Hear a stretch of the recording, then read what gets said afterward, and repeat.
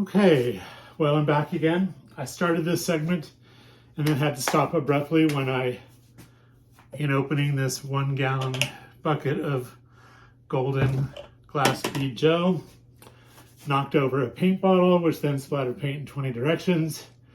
And then I had to clean that up quickly before any of my cats got into it and walked through it, because they can and they will.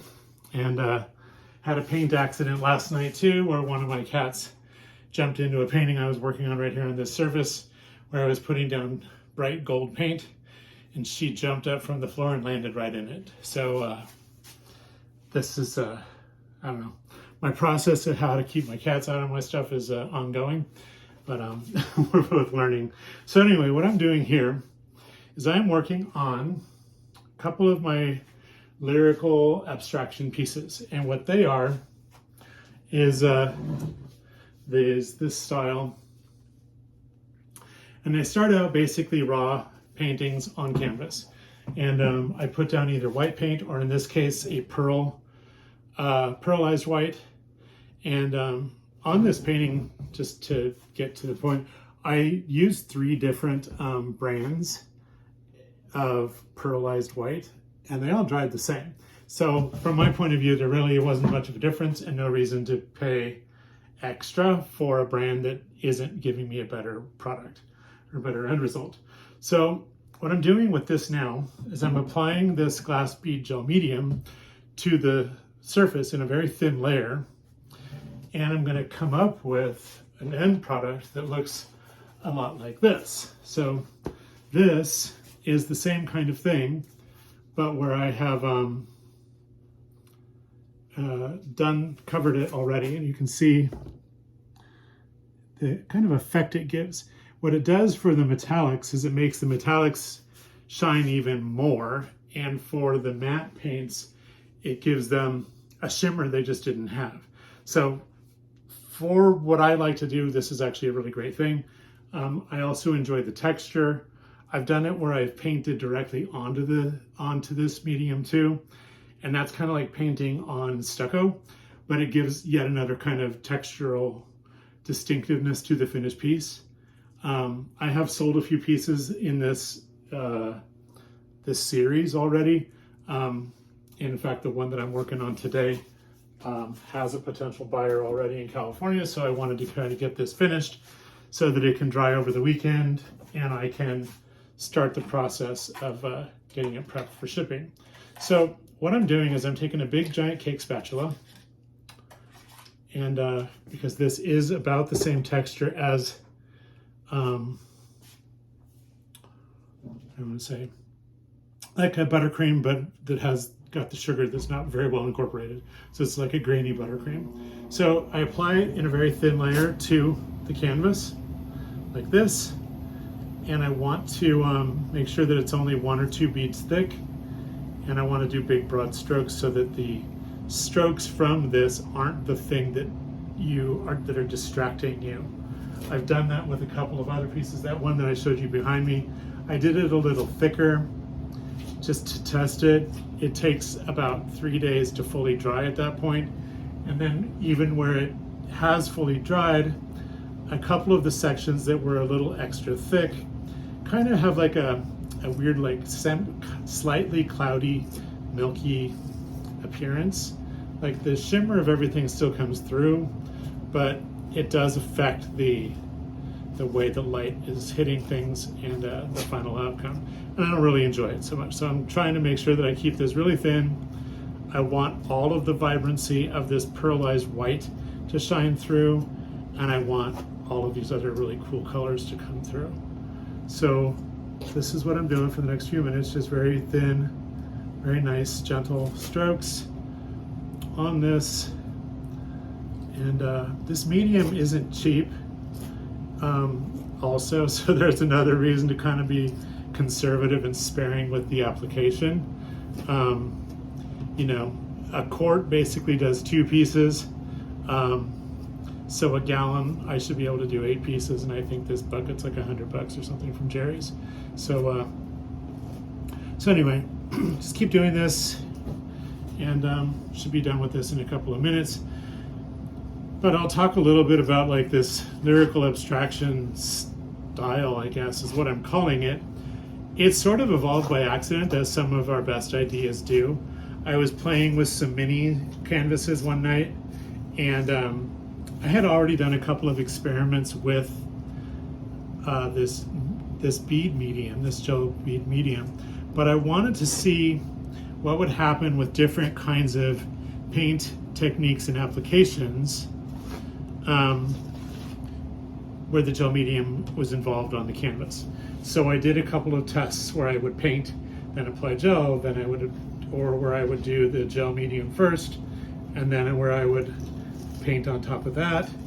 And I found lots of variations that produce really beautiful results and that I liked. So I decided to just keep running with them and kind of expand into larger and larger pieces. And I am currently doing this on these 24 by 30s, but I have a 48 by 24 piece that I'm going to probably do next. You know, just because the more room I have, the more I can do. And I really enjoy the meditation process with these pieces. It's very calming, it's very methodical, and it's very expressive. Yet it's not the same thing as some of the, truer abstract expressionism painting that I do. But I really like this. It's kind of like mandala creation. And so it is very relaxing and very meditative, even though I have already created a whole series of hierarchical processes and somewhat like rules that I follow or want to follow. Not that I am, but I have them, right? And I think, just as much as art is about becoming, it's also about unbecoming. And so for me, paintings that I did a month ago are not the same paintings I'm doing this month. And the paintings that I sold to a couple of different collectors in California in early May, the way I created their paintings, I'm no longer doing.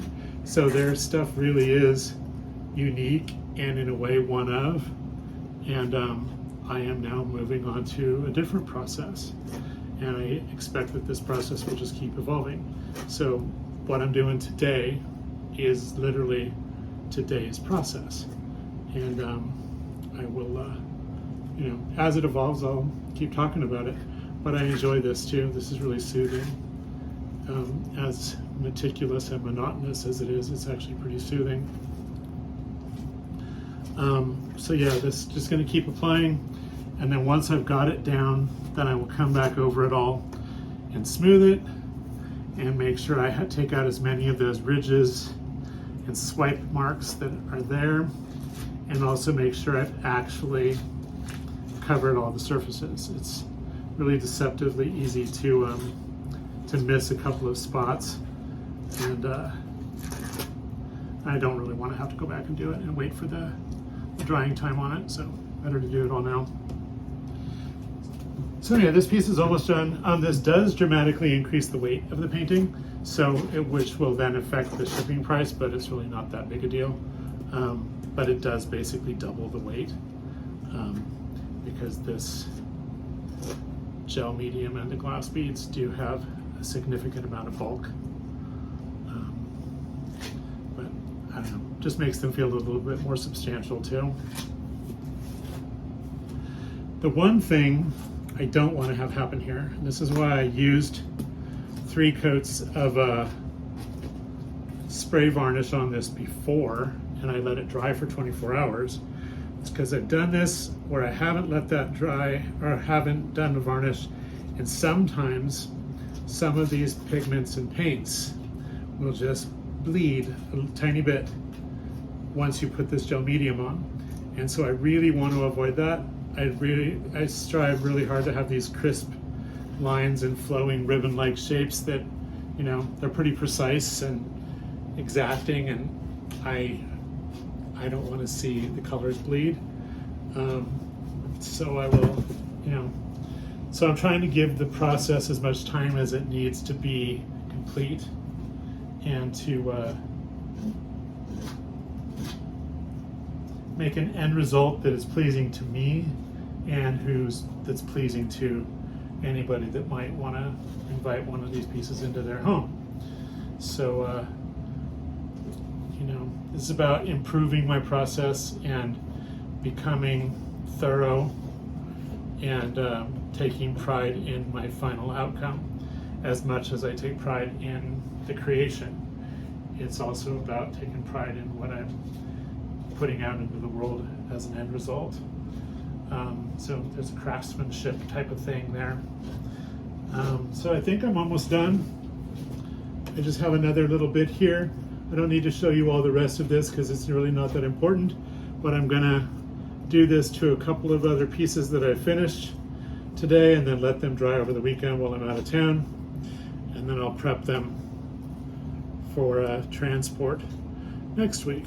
Thanks for watching the video. I hope you learned something. Hope you're inspired to try something new yourself.